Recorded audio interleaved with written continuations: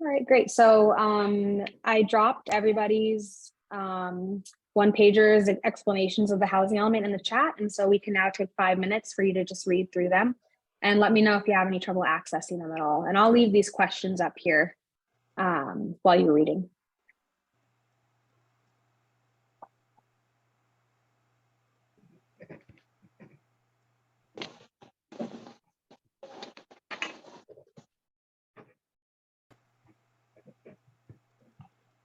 For those of you that are part of the apprenticeship, feel free to just look at any one of those cities and their housing element so you can answer questions perhaps based on, think through what the questions might be and opportunities might be for that city you choose.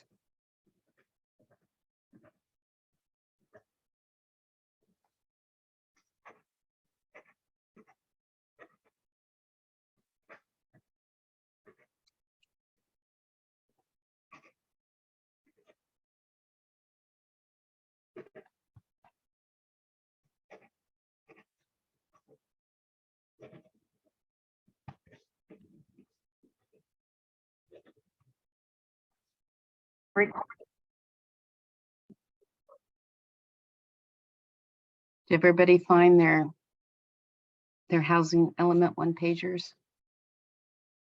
Put in chat if you need any help.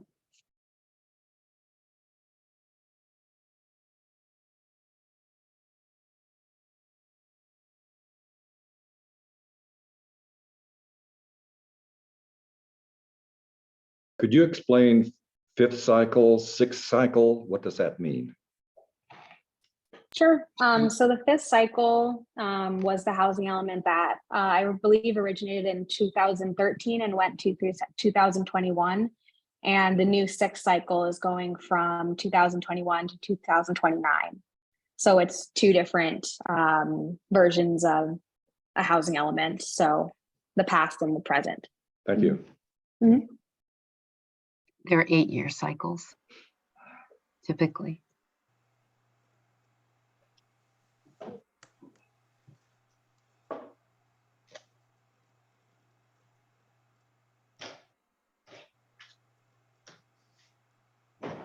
To RENA, RENA is a California state law that was passed in 1969. So if you're in Texas, for instance, or joining us from another state that is not California, you might have something similar in your state. But again, RENA is very specific to California, the Regional Housing Needs Assessment.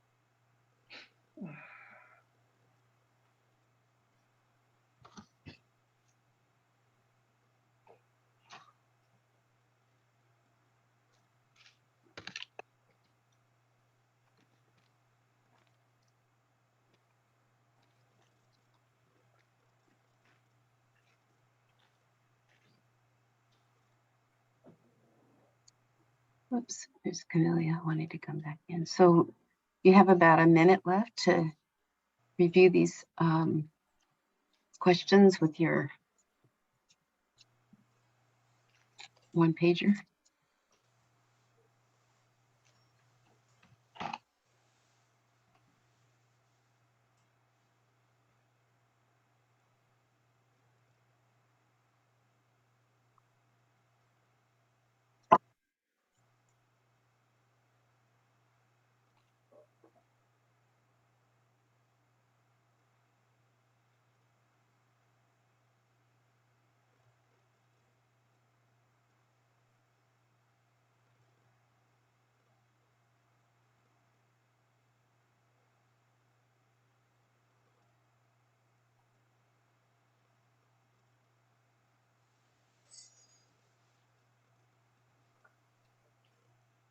So All right, time is Six- up, by the way, Yeah, 5 minutes.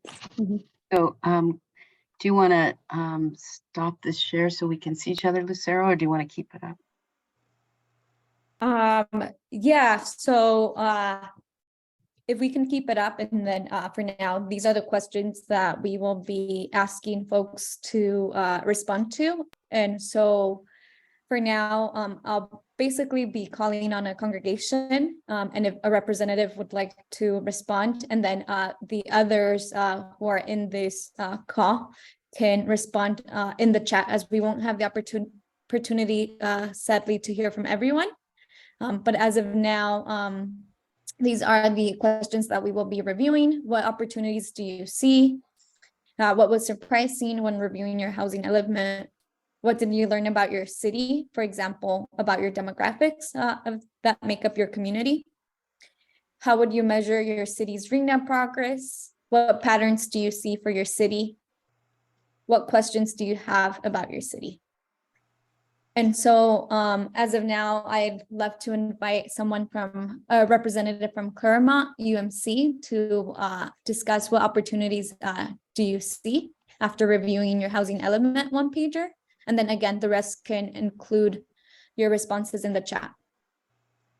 But any brave soul from Claremont UMC that would like to respond to our first question? Sure. So the thing that jumps out here is that in the fifth cycle, we underperformed at every level up through moderate, and we way overperformed above moderate. So ironically, we more than made our goal, but it was all by primarily by building above moderate income housing in our city. And so clearly there is a need for more low income and moderate low income and low and moderate income housing in our city that has yet to be met. Yeah.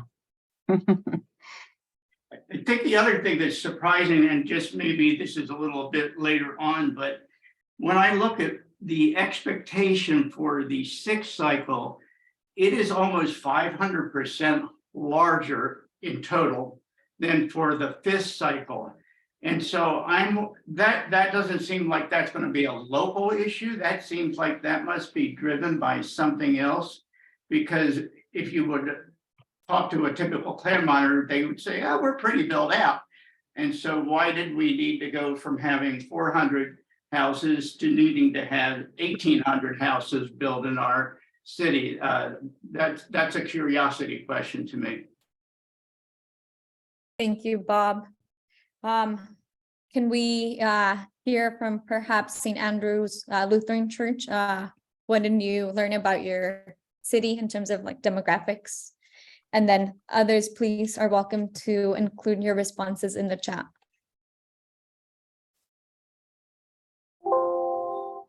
Pastor Jeffrey, do you want to take that? I wasn't really surprised by the demographics. I think we were pretty much know what the demographics are. So it looks like there's a need for more affordable housing for lower income, for a number of groups, but particularly lower income, and also a need for larger housing units. That the housing units are too small for the size of families. Yeah, there's multiple families living. I don't know how that is with other areas, but multiple families are living in one house.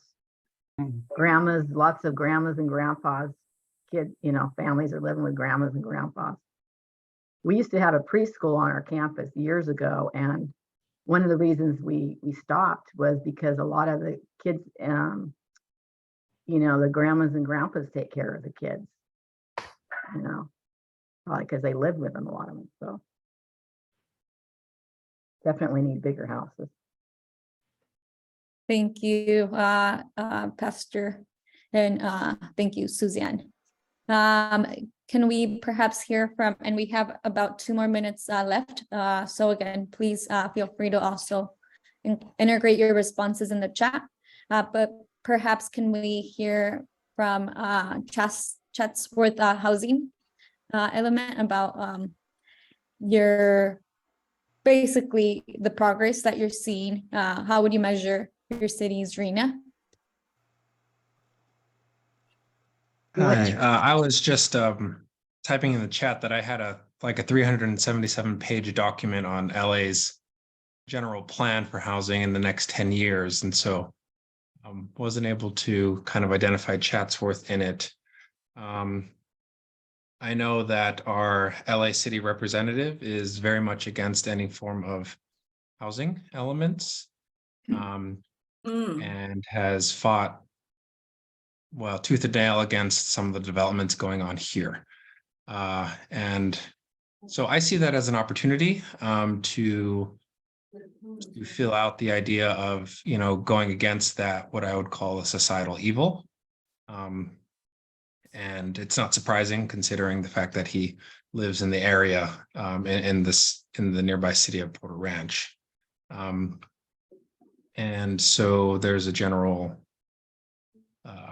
consensus against any form of low-income housing, any sort of developments that are over a certain story height here. And yeah, I know that this is much needed out here more than some of our neighboring cities out in the valley. And so I personally see it as an opportunity rather than an opportunity with a steep hill to sort of climb. Yeah. Yeah, thank you, everyone, for your great responses. So perhaps we might hear from one other congregation. I know here, Rosita, we hear from Raymond that the area has underperformed in low income and moderate. In the above moderate, huge level of performance. Great. So thank you all for your participation. Again, please feel free to continue responding in the chat to these questions that I will paste. And I will go ahead and move us forward to the next slide. Margaret, can you please move us forward? I think I did. Yeah. Okay, awesome. So the reality is that there are not enough housing units being built, and as we see, especially for very low income housing units. And so we see that RENA is basically requiring cities to build or is requiring cities to plan for affordable housing units, not only affordable housing units, but the different 5 income levels. And so we're seeing that predominantly, the one second, so sorry about that. We are seeing that there's a need for the building of very low income affordable housing. And so it's really important that we have congregations who are willing to live up to their mission to help with the production of affordable housing and help, again, the most vulnerable in terms of helping them house those on the margins. And so you are certainly able to live up to your mission. A way to do this is by helping build affordable housing on your church land or your faith grounds. And so we would love to really have you participate throughout the whole cohort so that you are able to learn the ways that you are able to, hopefully build affordable housing on your land, your church land. But we need you, and we hope that you can stay through the whole entire session. I will pass it back to Jill. Okay, great. Thank you, Lucero, and thank you, Margaret. We now get to hear from Phil Burns, who's our chair for our Congregational Land Committee.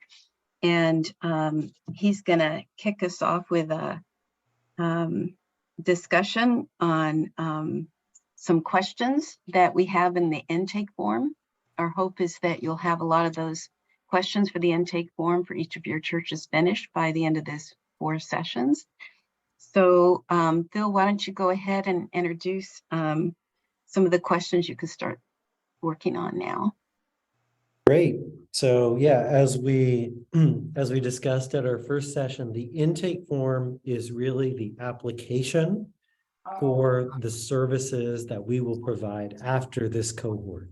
So again, that's where we walk individually with you as a congregation, look at the design of the site, look at what exactly can be built on the site, start putting together an RFP and negotiating with developers that would submit proposals to build an affordable housing project on your site.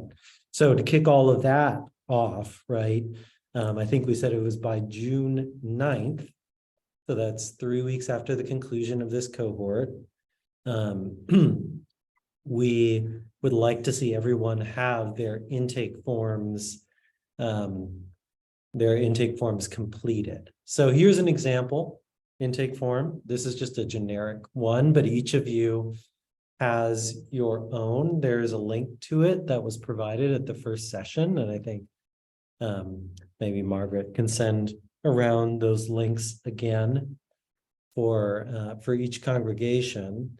But I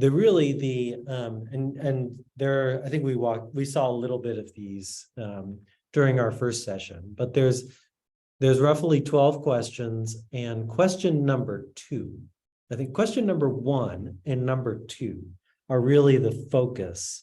Can you make them a little bigger? They're real tiny. Can't really see them. Sure. Let me see.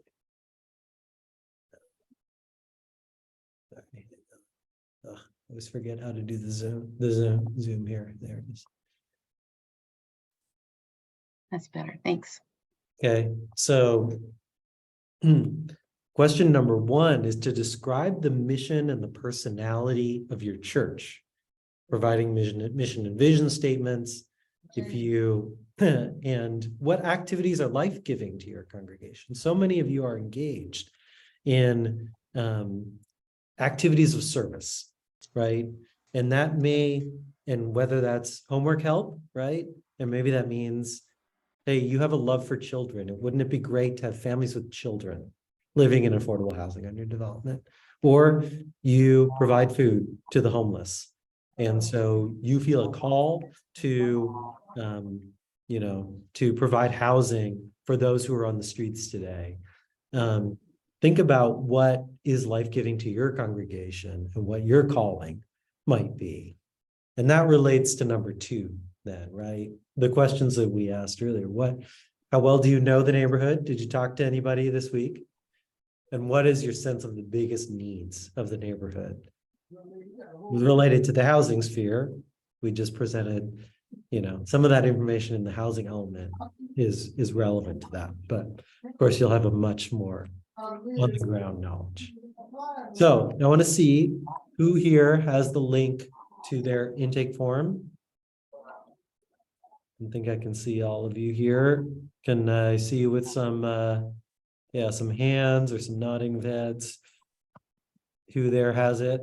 Okay, I'm seeing just 1 or 2. They all should have it, Phil. It was dropped in the chat. Okay, everyone. great. Yeah. Thanks. Eric, is that a hand raised question or is that a hand raise? I got it. Looks like I got it. Okay, cool. Well, I want to at least give you the chance to click on that and get familiar with it. Okay.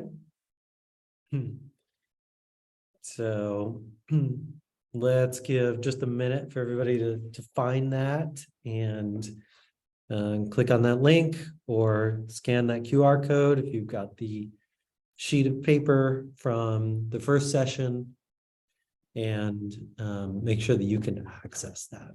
All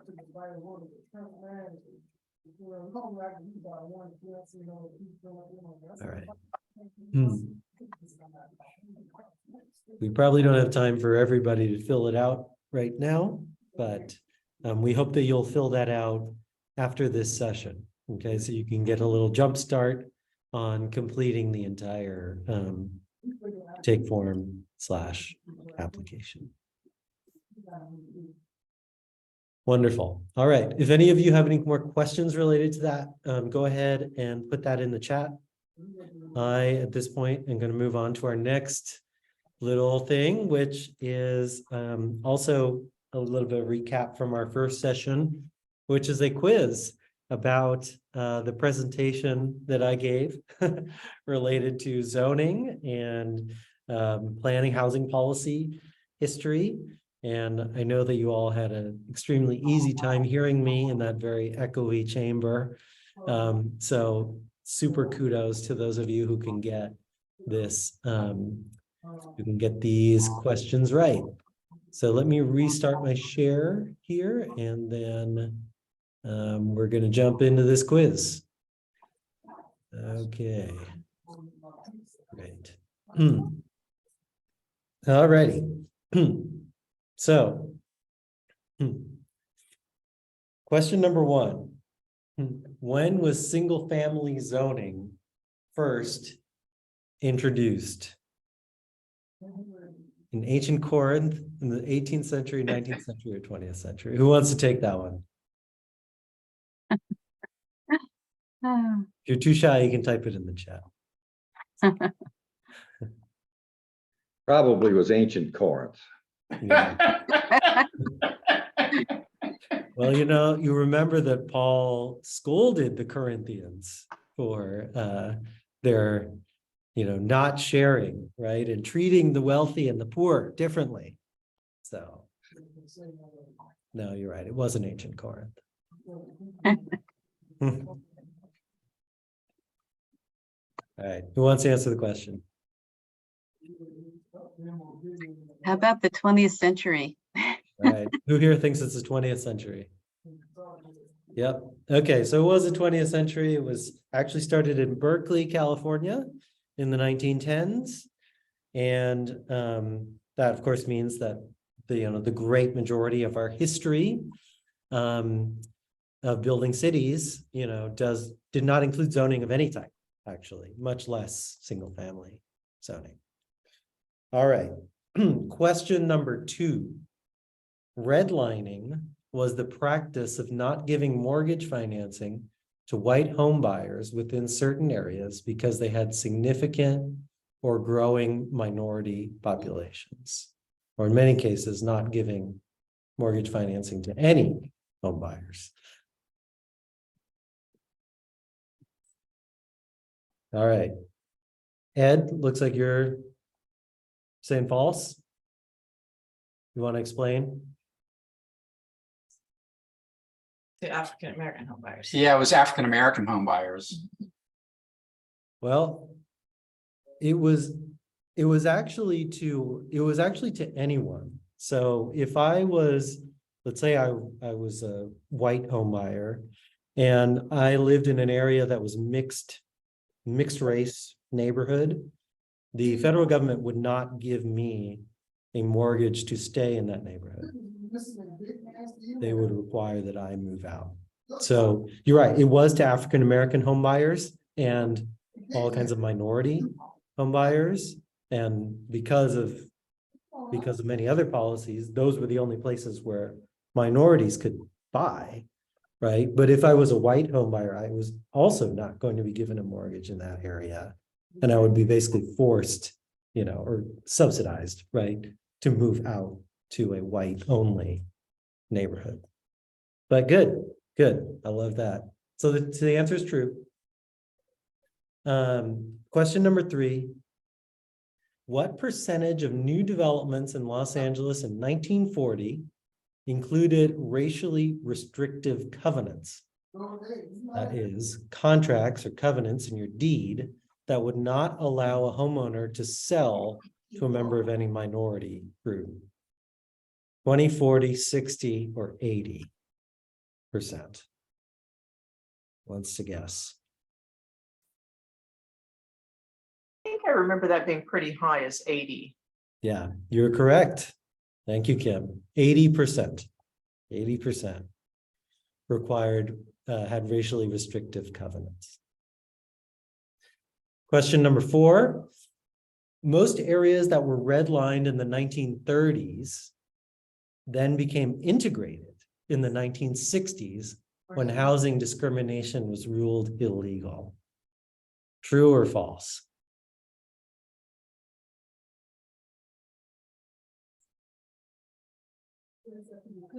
I know, these are some hard ones.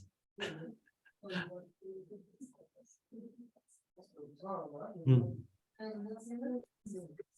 So, Was it in the 1960s when housing discrimination was ruled illegal? That seems kind of early. That seems early to me. seems early, doesn't it? Doesn't it? Yeah, yeah. Well, certain types of housing discrimination were actually ruled illegal in the 1940s. Racially restrictive covenants, but then there was the Fair Housing Act in 1968. So that's a partial. Yes, Rosalind. Yeah, well, the areas that became integrated were not the ones that were redlined. It was the other areas. The redlined areas pretty much even today remain, even though they say they're integrated, they're not as integrated as other places were becoming. Excellent, Rosalind. That's right. If we look at a map, we looked at a map actually of Santa Monica, you recall, and which areas were redlined in the 30s, and you can do this of the whole LA area. You'll see all South LA redlined, and you'll see most of the West Side, Beverly Hills, Brentwood, that was not redlined, right? And we know today that those areas in South LA are not integrated, right? They're actually more concentrated. They have fewer whites than they did at the time of redlining. All right, question 5. The state of California now allows affordable apartments to be built in any single family zone area. True or false? Hmm.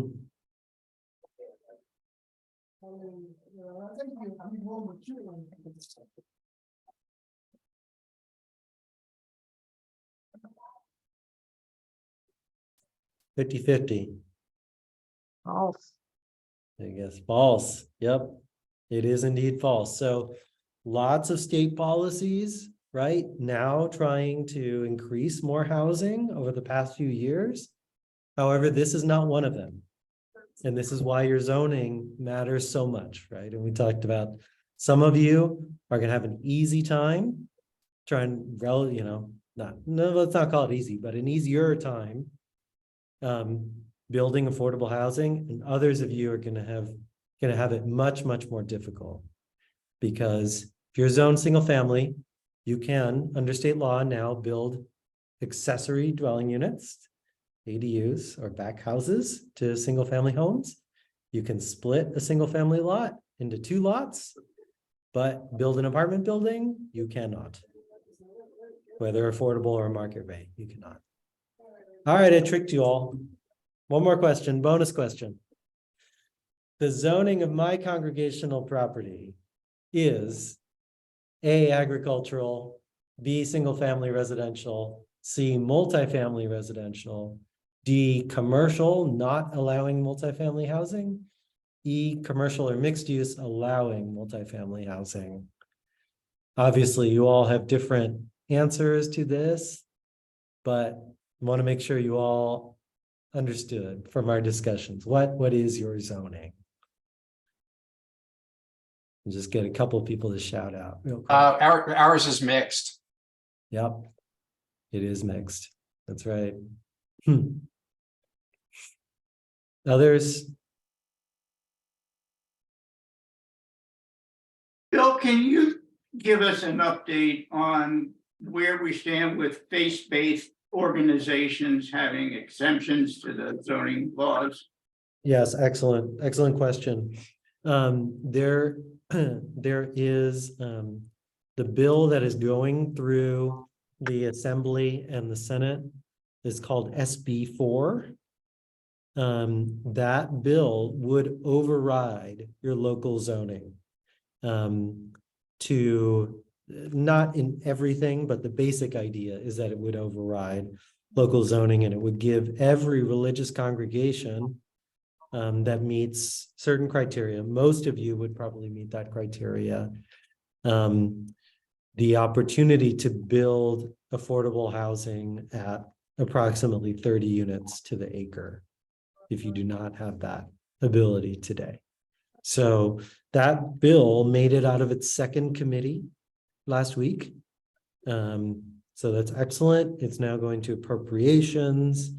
It'll need to be, voted up by the whole Senate and then sent to the Assembly for a similar process and then signed by the governor. So those are the steps, but yeah, we greatly, I don't know if anybody wants to leave in the chat, Jill or Lucero, information about how to support that bill as it's going through.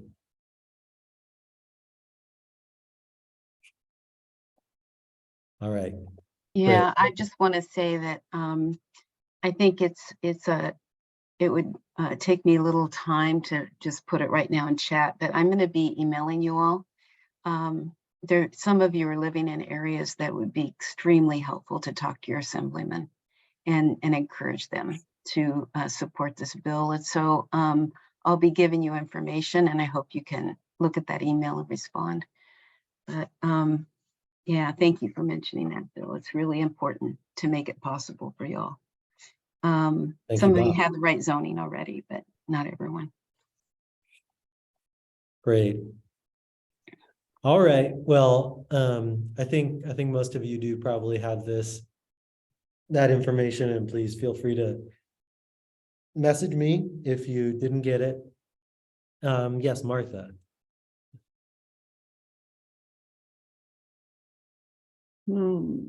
I just wanted to mention for the United Methodists in the room, and I don't know that it's really limited to us, but we have a monthly meeting that happens, and it happened yesterday. The first Wednesday evening at 6. That's talking really focusing on the housing bills that are making their way through our state legislature, and SB4, SB 225, and then there's a newer one, 5676, 67. Anyway, if the United Methodists are interested in that, Sandy Ferruta is and Paige is away right now, but they're organizing that meeting on a monthly basis just to kind of keep us updated and help us know what like what Joe was talking about, what we can do and who we should reach out to. So that could be helpful. And I think others could join that too. I don't think you would have to be a United Methodist. So if you're interested, I'll put my information in the chat. So thank you, Pastor Martha. What we have is a statewide coalition that where we're constantly updated, and Paige Eves is part of that, and that's okay. Great. So then you'll have it. So that's perfect. So yeah, I'd love to invite you to be part of that statewide coalition, especially if you represent your denomination some way, and you'll be right up to date on everything. We meet once a month and we get regular updates on who we should write to and when and why. So thanks. Well, Phil, I think you were gonna maybe lead a brief discussion, but maybe that's already been kind of taken place. Were there more things you wanted to discuss on the effects of segregation in your communities and how you guys are seeing that? Are we doing okay on time to discuss that? We don't have much time, but if you want to just take a minute and talk about that, we're going to take about a 5-minute break then before we jump back into our second half. Sure. So just, before we go out to the break, love to hear people's reactions to, again, what you learned from the housing element and some of these policies that I just refreshed your mind about through this quiz. do you see those reflected in your community? And, has your community been affected by some of these policies, by single family zoning, by redlining, by segregation? Is that a reality that you live? I just want to have a show of hands before we take a few minute break. Just give me a sense of how many of you recognize that segregation is in your city, that you see that there's one part of the city and then there's another part. So yeah, I think we all see it everywhere in our cities. And I think as people of faith, we're really called to unite and undo these historical practices. So we have a huge opportunity through having housing on our campus that will begin to undo some of those historical patterns. So let's Great. take a few minute break, and I will be, I want you to come right back because we've got a full last half, and we don't want anyone to miss anything, but we also know that there's often a need to take a little, need to break. And so I'm going to see you. If we could just keep it really short, I'm going to put the timer for 4 minutes. So please come back in 4 minutes. Thank you.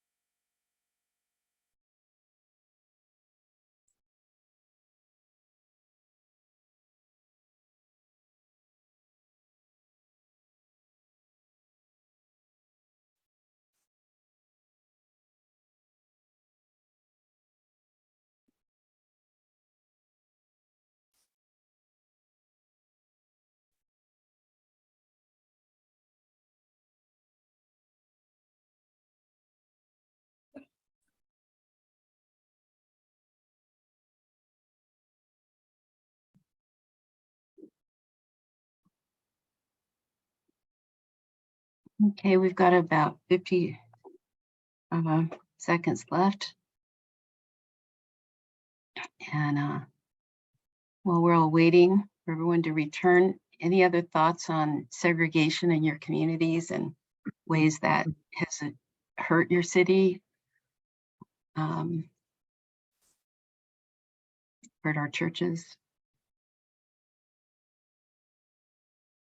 I certainly see a huge divide in the churches in our city just because of the historic demographics of racial covenants. And those patterns have persisted for years, even though that happened clear back in the 1920s. So, any other thoughts that you guys want to share?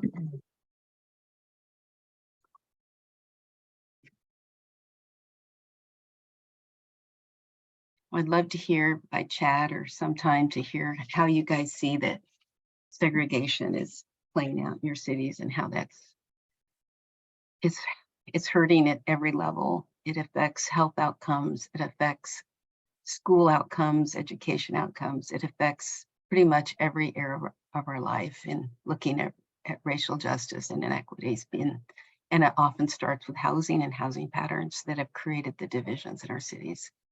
And all the other racial injustice tended to spring from that. Thank you for being here with us. And I'm going to kick us off again with a bit of a reflection. We've been looking at the kind of what does it mean to love God and neighbor and self? For those that weren't there right at the beginning, I apologize. Some of you weren't admitted right then. So I'm going to be sending you that reflection, but we're going a little bigger now beyond just our neighborhood. We're going to look at the whole city and what does it mean to think citywide? And so we've touched on that by looking at the housing element, some of the requirements to plan for enough housing, but we're going to get even bigger than that as we think about cities and God's intention for cities. And so,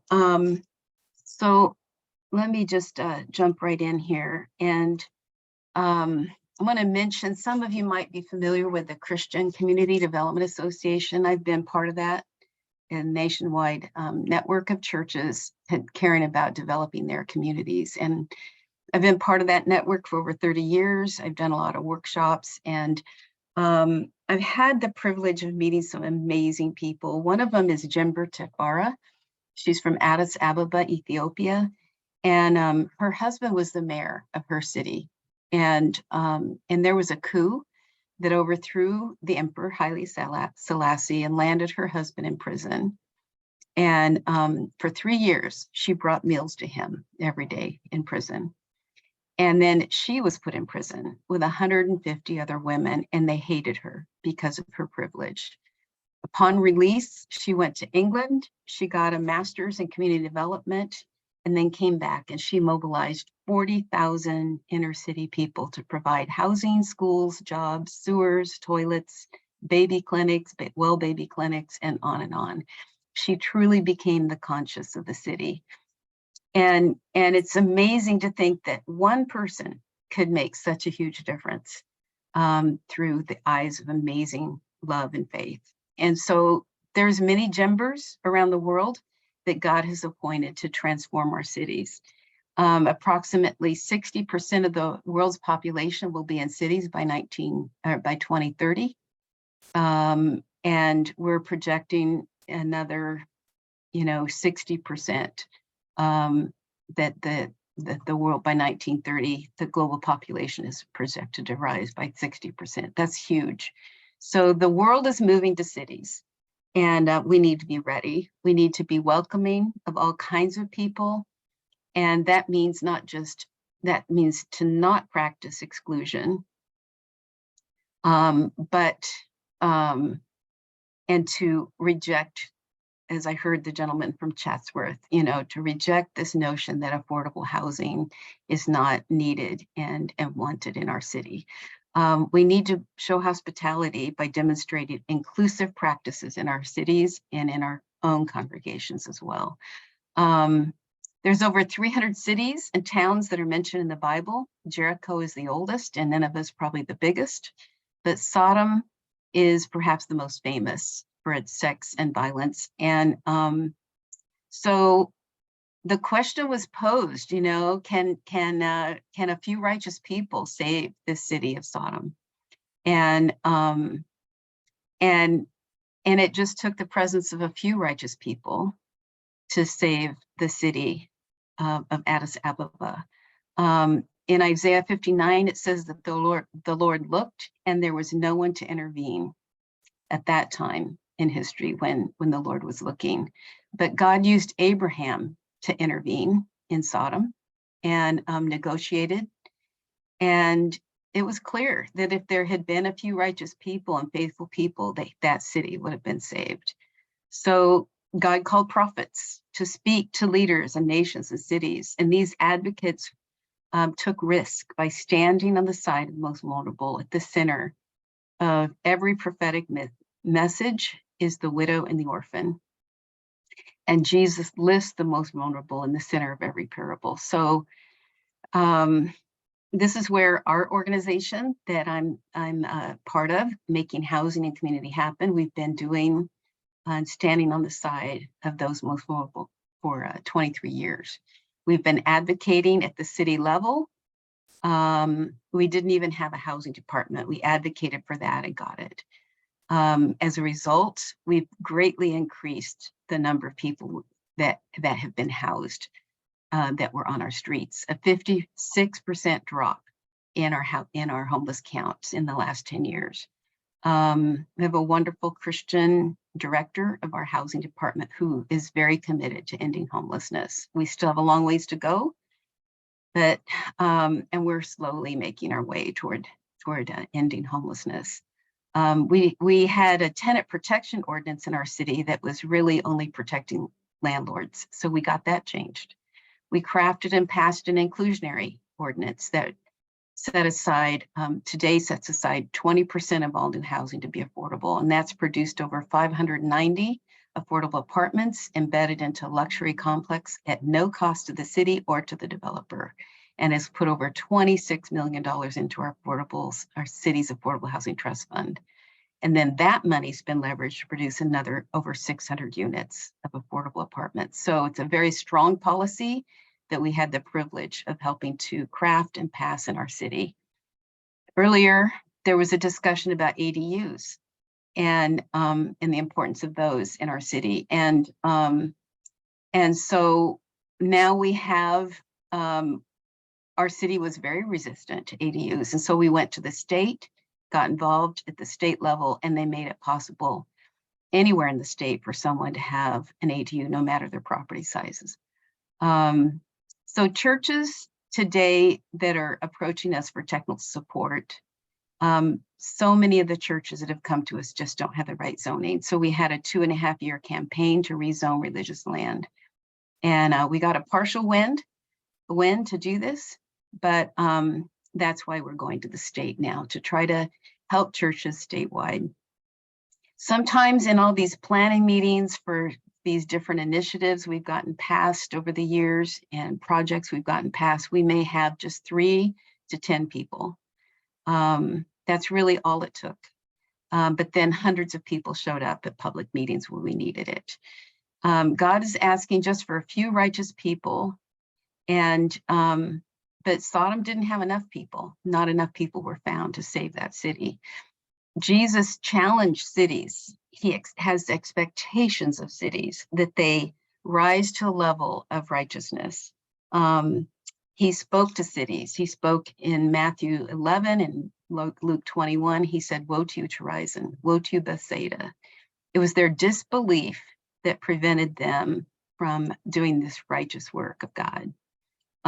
So when we do our one-day Housing Justice Institutes with the faith community within a city, sometimes we have this activity where everyone that wants to writes letters as if they were Jesus writing to our city. And when people willing to share some of those letters, what ensues is amazing. There's just there's tears that are shed as we're thinking about how God would what he would say to our cities. And so Jesus cried, just like I saw so many tears when we had an institute in Colorado. Jesus cried over Jerusalem. He wanted to gather and unite the city like a mother hen. Here in Pasadena, we have the CCC, the Clergy Community Coalition. We have about 150 clergy that come together to pray and seek ways to love our city into doing the right thing. We're addressing police abuse. We bring the chief of police to our meetings, along with the superintendent, the city manager. We ask them key questions to hold them accountable. We've become the salt and the light. When my mentor, Ray Bakke, wrote this book, it's called Theology as Big as a City. It's a powerful read all about cities in the Bible and how God is seeking to save them. And I highly recommend that book. But many of us may need to go to a city council meeting at some point during the approval processes for the housing that would be on our campuses, on your church campuses. And so, maybe showing up at a planning commission or city council meeting, and in order to help get it passed. So I just want to stop there and talk for a minute about, or at least have you reflect. We're going to do a little quick video first on the One Day Institutes, but I want you to be reflecting on what are some ways that you can bless your city. Helping to meet the RHNA numbers is a huge way, but there may be other ways to hold your city accountable. So hold that thought while I try to set up this video. Just a second, let me optimize it. If I can, let me try this again.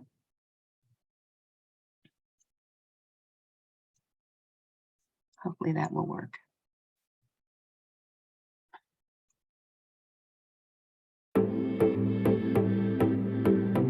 Raise your hand, let me know if you can hear it. America is facing a growing housing crisis. Homelessness is increasing. Homes and apartments are no longer affordable. In 2019, almost 60,000 people were homeless in LA County. In most California cities, over 50% of the population is considered severely cost-burdened, spending more than 50% of their income on housing. There were times that I didn't have money to buy food. Or I pay the rent, or we eat. I didn't want to live on the street, for sure, with my son. I ended up without my children in downtown LA in Skid Row and did the little dance that you need to do to get housing. So basically, I wasn't mentally ill, but in order to get priority for housing, I needed to be mentally ill or I needed to be drug addicted or what have you. So basically, I wasn't a priority. I've been homeless on and off all my life. This last run was 7 years, 7 long years. It's a very, very dissatisfying life. To be homeless is really, really rough. Many people feel hopeless or uncertain about what to do, but there are solutions, real solutions that are working.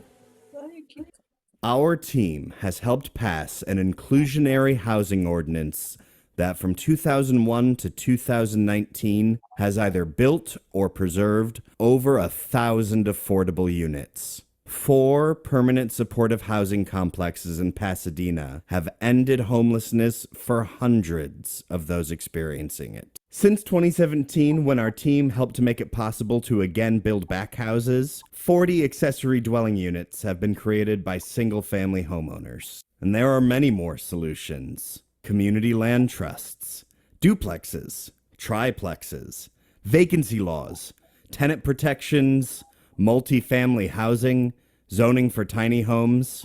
Churches have a vital role to play. Learn what can be done. Identify those within congregations with housing struggles. Exercise belief in faith-filled solutions. Call parishioners to action to attend public meetings so they can share their stories with decision makers. Dr. Jill Shook has spent over 20 years researching and advocating for affordable housing. She has taught housing justice graduate courses and given workshops across the country showing how people of faith can become effective advocates for housing justice. Hold on to your seats. We're ready to move forward. We've got a full day, but it's a very exciting day. A Housing Justice Institute is a one-day workshop in which we discuss our own housing stories, God's story, and our city's story.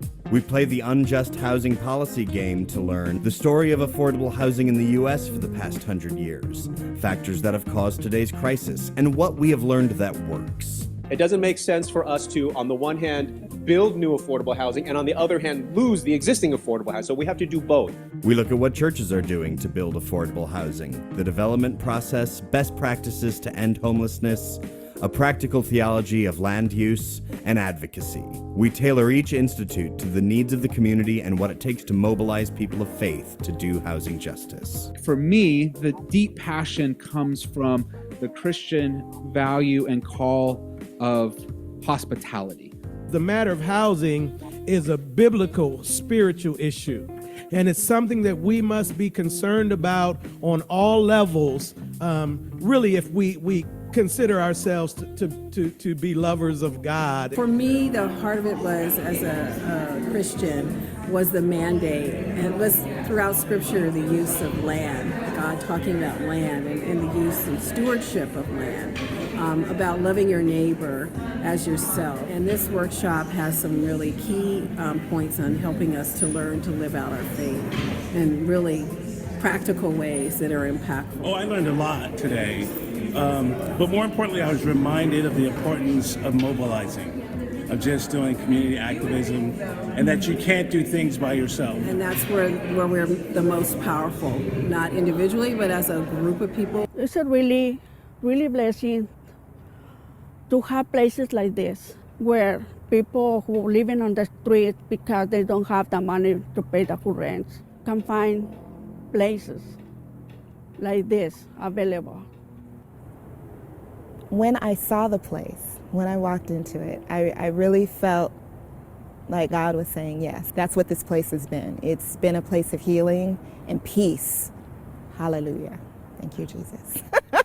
I got involved with Corporation for Supportive Housing. They had a brand new program starting called the CSH Speak Up Advocates. I finally found the balance, and and that shame's gone. That shame's gone. It's a good feeling to get rid of that shame. We invite you to host a one-day Housing Justice Institute for your community. And if one is coming to your community, please join the planning team or sign up to attend. Communities are addressing the housing crisis and are making a difference. Come learn how.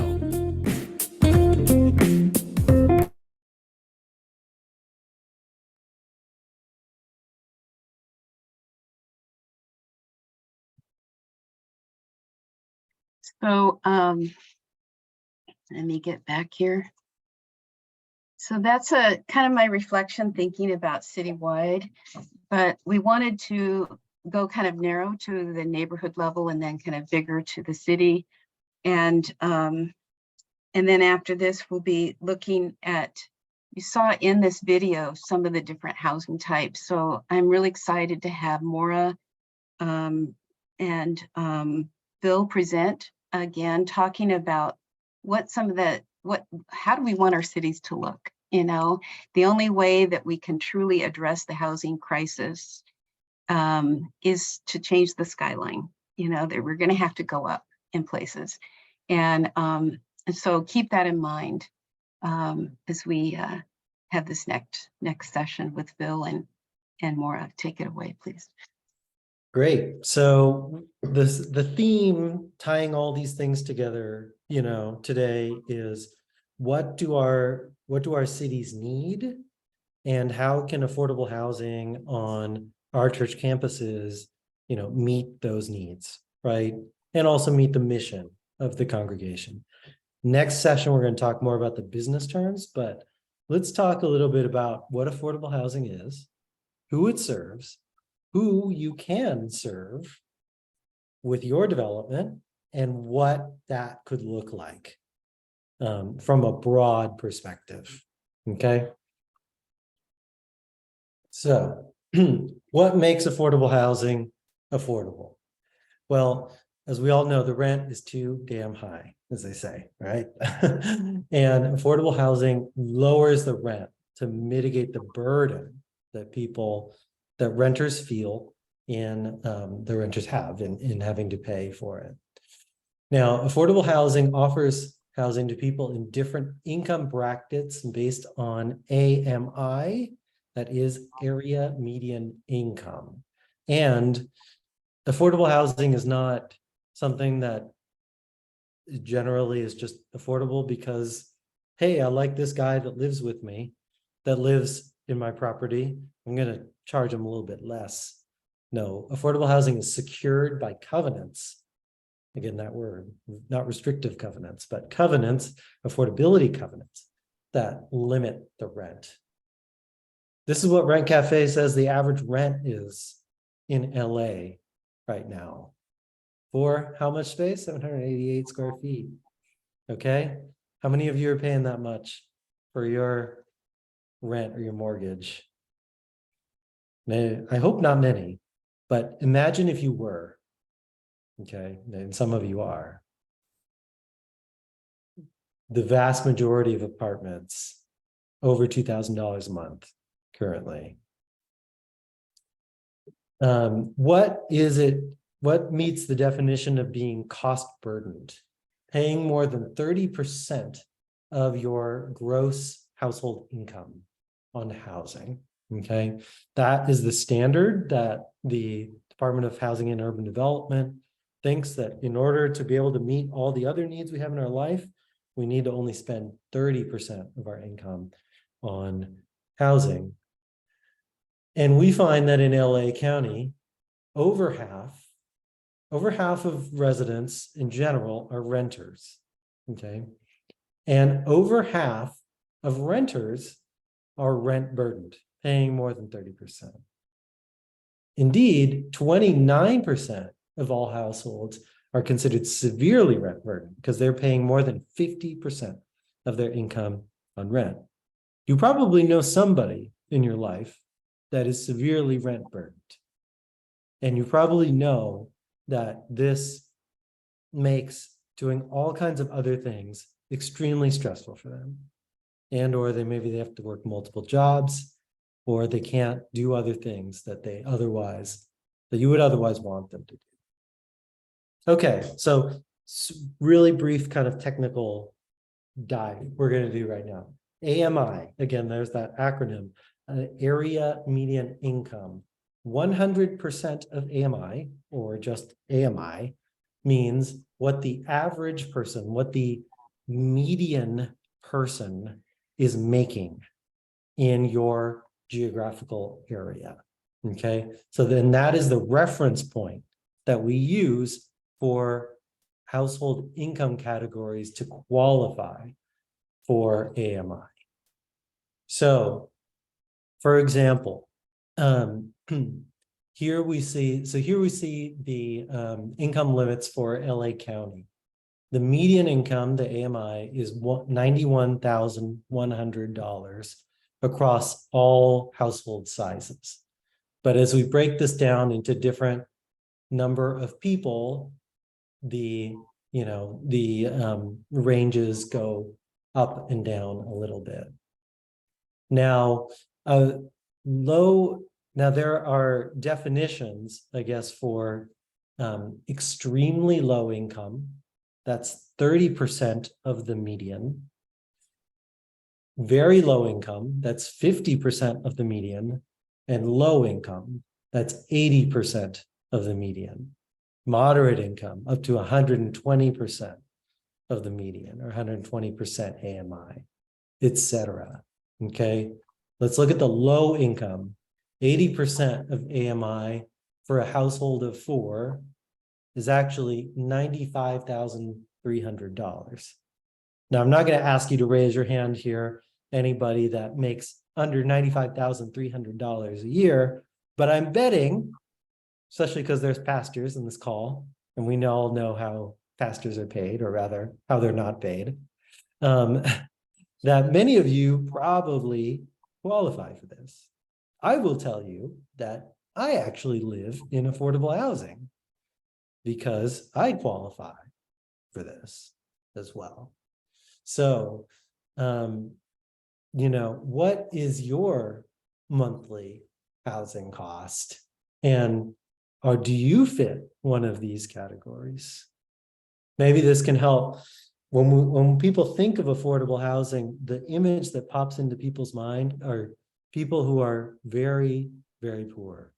And that there is an extreme need, right, for people who are at the edge, people who are homeless, people who are really struggling.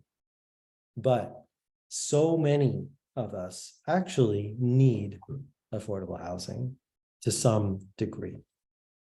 Now, how much does it cost to live in affordable housing? Well, if it depends on what the income level of the unit is. So if it's an 80% AMI unit, $95,300 times 30% of your income on rent, $28,000 a year, $2,400 a month. Not that cheap, but cheaper than the market.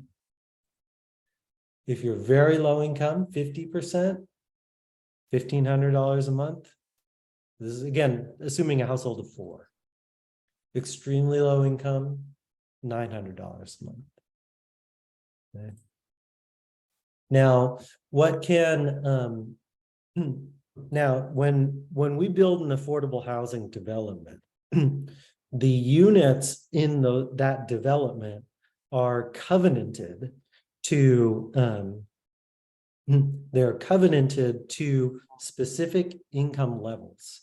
The most typical ones that you'll find for rental housing are going to be 60% of AMI or lower, between the 30 to 60% of AMI range. If you're talking home ownership, affordable home ownership, it could be higher than that. But when we set out to build an affordable housing project, there's also the option, there are different funding, there's different portions of funding programs that will actually gear it towards a family population or an individual or couples kind of population. And you see they have different kinds of units that are involved in those different kinds of housing. And then see, here are some of the populations that can fit into either that individuals or couples bucket, the small households bucket, or the family, the large households bucket. Permanent supportive housing is the housing that gives a permanent home to people who are unhoused, who are living on the streets, or who are at risk of being on the streets. There's senior housing, affordable senior housing, right? Which is typically 1 or 2 people per household. There's TAY, which is transitional age youth housing. That means kids who have just left the foster system. They've aged out of the foster system, and actually a really high percentage of kids who turn 18 and leave foster homes, they fall immediately into homelessness. So this provides a bridge for them to be able to launch in their lives. There's veterans housing. You probably know there's been actually great progress made across the country in reducing homelessness among veterans. There is inclusionary housing as well, which is housing that is a large percentage market rate housing, actually, but includes a portion of affordable housing. And generally, that's not something that our committee does, but did want to let you know that that does exist as well. There's also projects that don't specify any of these populations, so they just serve a general population. And then there's housing for adults with disabilities. So what are we trying to say with all of this? Well, the project on your campus could be any of these specifically, or it might be something, or it might be a general population as well. So what kind of considerations go into making that determination of what kind of population is going to be in the development? Well, we're talking with you guys about this because we think that sort of first and foremost should be the congregation's mission and vision and the needs of the neighborhood. Those two things are the things that are most important in determining what you want to have on your campus and how you can holistically, kind of create housing and services that help the neighborhood in general. But of course, there are other considerations as well. Okay, funding sources, funding source availability.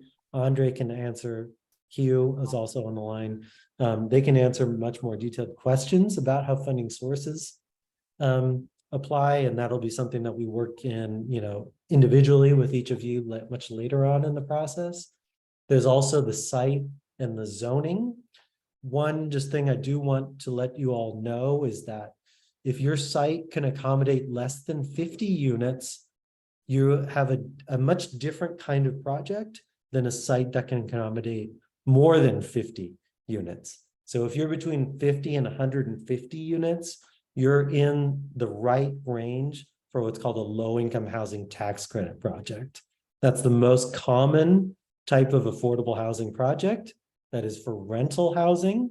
That can be for most of the populations, not any, but most of the populations that I showed on the previous slide, families, seniors, permanent supportive, etc. You're going to have an easier time about getting a project built and getting good terms out of it.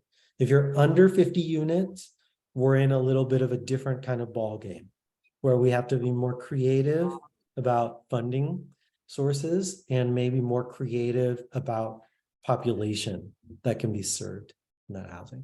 And if you're over 150 units, I don't think there are any actually in this cohort that are over 150, but if you were, you may actually be a little bit too large for a tax credit project, and you might want to look at multiple tax credit projects, or as I mentioned, an inclusionary part market rate, part affordable project.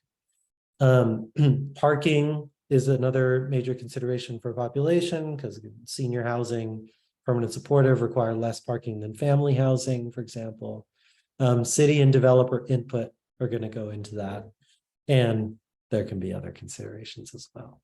So that leads us into really discussing then what can the buildings look like to accommodate these different populations, and for that I'll turn it over to Maura. Thanks, Phil. Yeah, so we're just going to go over these types in a pretty cursory manner because this is something that we'll go into in much more specificity with each of your unique sites moving forward. Phil, do you want to go to the next slide? Thank you for handling the slides, by the way. Oh, seems to have cut off.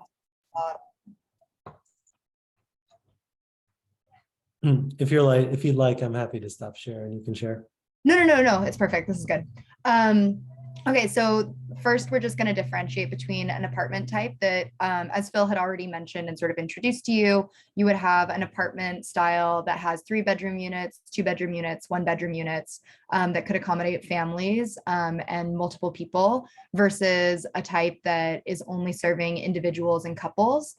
So that's this kind where you would mostly see serving formerly unhoused senior population or for permanent supportive housing, which is a housing type that would include more counseling services, medical services, various things on site to help people who are transitioning either into more job training and coming out of being unhoused. And so that's going to be mostly units that are more of this type where you have studio units rather than one bedrooms.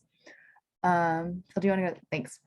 And then this is just showing some images from a project that we're working on, which is an adaptive reuse. And so this is a possibility with us also is, some of these projects have existing buildings that the congregation wants to work with. And, for instance, here, there's a music room, there's a courtyard, there's a sort of reimagining of that public street facing presence of both the sanctuary building and of the community spaces. Phil, do you want to go to the next one? And then this is a mid-rise building. So this is going to be in a much denser part of the city. So typically you would only see this in an area that has a lot of really high density buildings surrounding it. And this would be populated with the same apartment type or like typical apartment unit layout that I showed in like the beginning slides. Go to the next one. This is a more atypical layout that we've been working on, and largely this has to do with the restrictive nature of single family zoning. And so, in an area where you can't build an apartment building, another possibility to maintain that same density and have this sort of house as many families or individuals as possible is what we're calling a bungalow court, which is a type that was initially came around in Pasadena. So it's from Southern California. And this is a project in Lancaster that we're working on. And these units essentially would create this sort of livable garden-centric layout. And here in particular, we're looking to serve a senior population. And so there would be this sort of neighborly relationship and camaraderie between the front porches, the individual bungalow court units, and this sort of layout of separate courts where they're all very close to each other. So that's another type that we're working with. Do you want to do the next one, Phil? Similar to the bungalow court, but slightly different. This is an ADU cluster. And so in terms of this type, what we're doing is we have a lot that is large enough to accommodate multiple units. It's not quite large enough to accommodate a whole array of them, as in the case of the bungalow court. But this one, for instance, you see there's 11 units on site, I believe. And some of those buildings might be abutted. They might all be separate. It really depends on the site itself, how we populate it. And then this is an ADU proper. So that would just be a single building. And then this is just an example of, bringing in a sort of more typical ADU construction to the congregation's land. This one, in this case, the congregation had multiple sites, and so one of them could better accommodate a single ADU structure. And this is just to give you an idea of the kinds of like flexible reimagining of space that we're interested in terms of places that you might want to use as a fellowship hall, but that also might accommodate community activities or maybe mutual aid like a food distribution center. And this is just showing two different possible arrangements of the same room. And so this is something that I know that we've sort of been talking about at our various meetings, but this flex space idea is a really exciting opportunity to, integrate various types of activities that the congregation might be holding, and then create spaces where it's either in use by the congregation.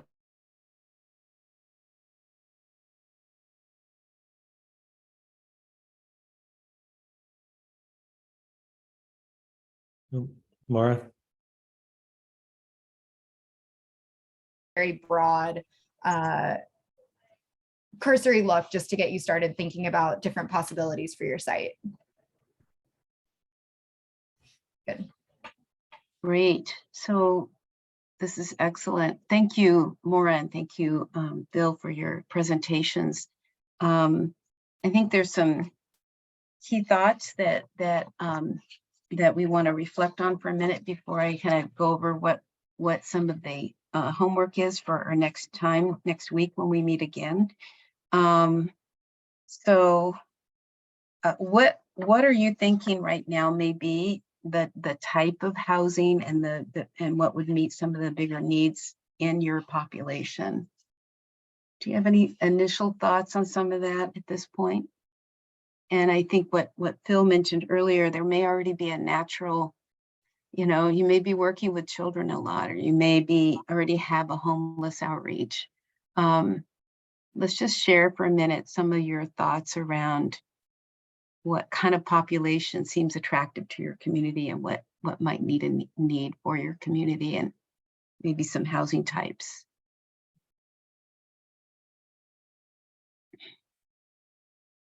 Yeah, Martha? We do have a preschool on our property, and we have a lot of kids and a really busy preschool.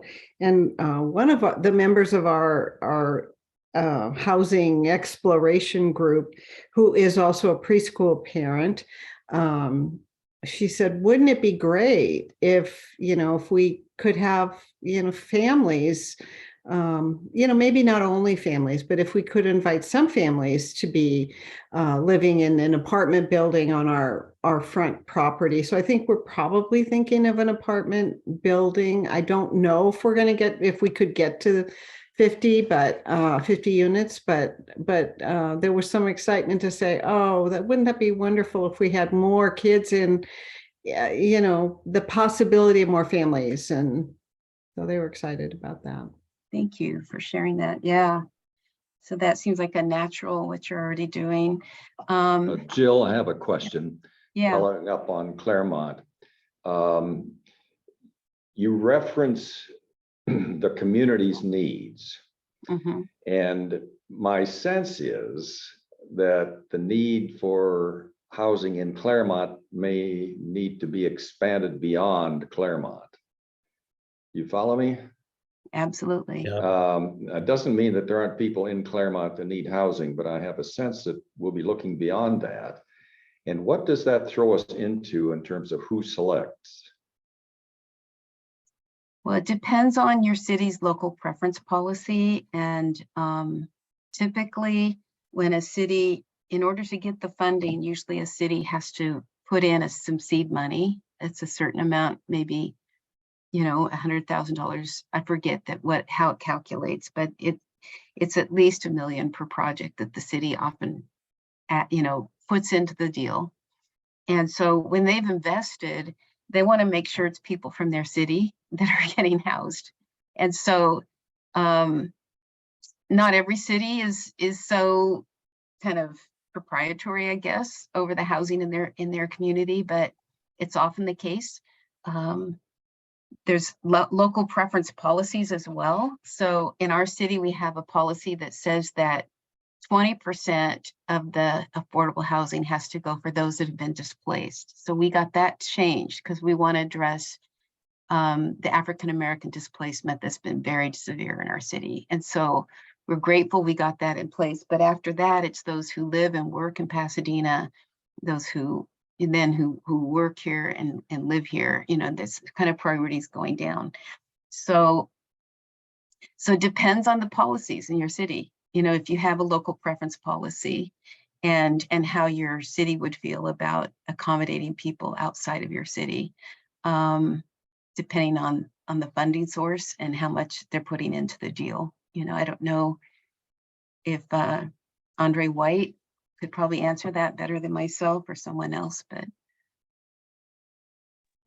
Yeah, I mean, you're accurate, Jill. I mean, it's, a lot of different factors, but I would say that there's sometimes that, sorry, I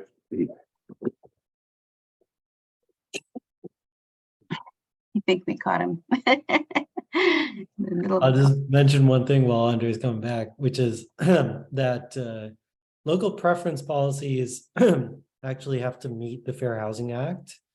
There have been local preference policies that have been overturned by the courts. So if you're in a really wealthy jurisdiction, you can't establish a local preference policy to keep keeping people out. So Claremont may meet that definition. I'm not sure. Yeah. This is Ed. I would say also we are, Bob referenced this early on when he talked about it, but one long facet of our property is as an old, I don't mean old, I mean it's historic neighborhood with that was originally built for faculty of the Claremont colleges, but is now houses, all of whom are probably worth over $1 million or more. And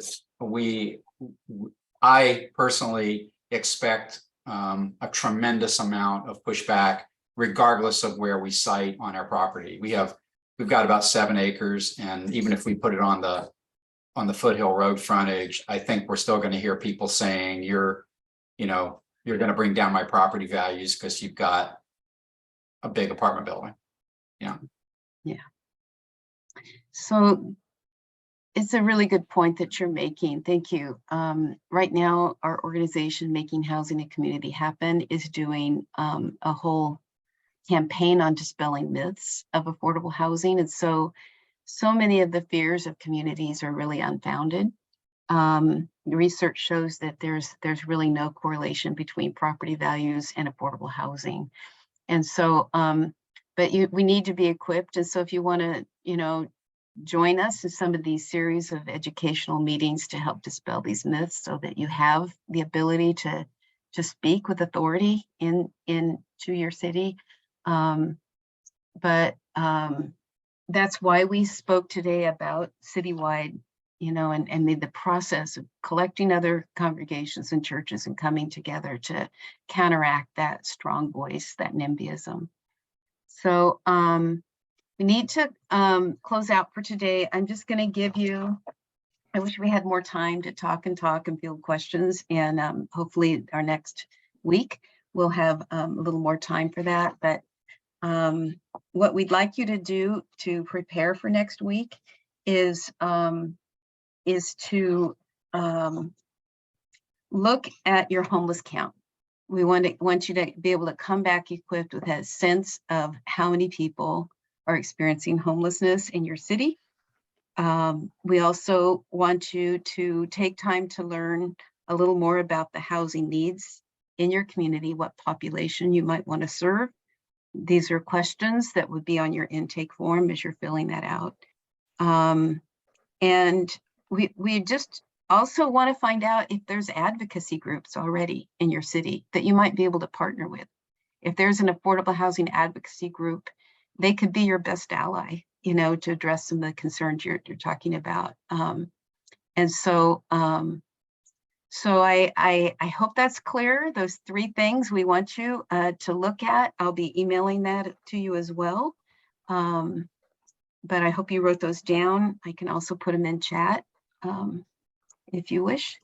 But so the homeless count and advocacy groups. And then also looking at what was the 3rd thing I asked you to look at? Now I'm already testing you guys. What population do you want us to serve? Yeah, populations you might want to serve. Yeah. So why don't we, while I'm finishing typing this, I'd like us to close out in prayer. And so we opened with a pastor be willing to, and we thank you, Pastor Jeff, for doing that, Jeffrey. What pastor might want to lead us in closing out today?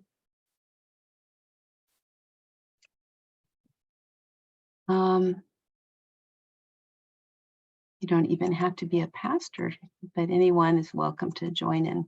Just thank God for our time together today. I think, so Raymond, I think Pastor, you're the pastor of your church, right? I'm one of the elders. And you're one of the elders? Okay. Yeah. What are you, how would you feel about praying for us? Oh, absolutely. Oh, thank you so much. Let's bow our heads.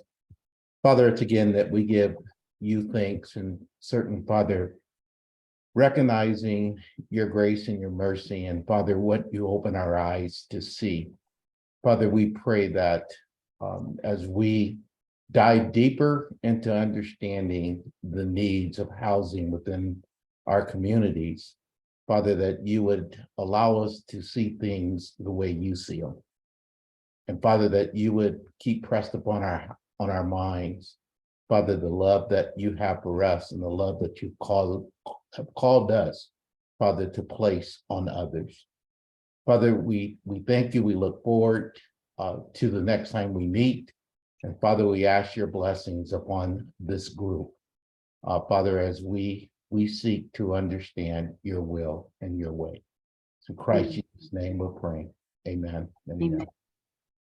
Well, thanks everyone for your full attention today and the chance to connect with each other. And we'll see you 1 week from today. Okay. Thanks a lot, everyone. Thank you. Good night. And if the team could stick around, we could just hang tight for a minute and maybe evaluate.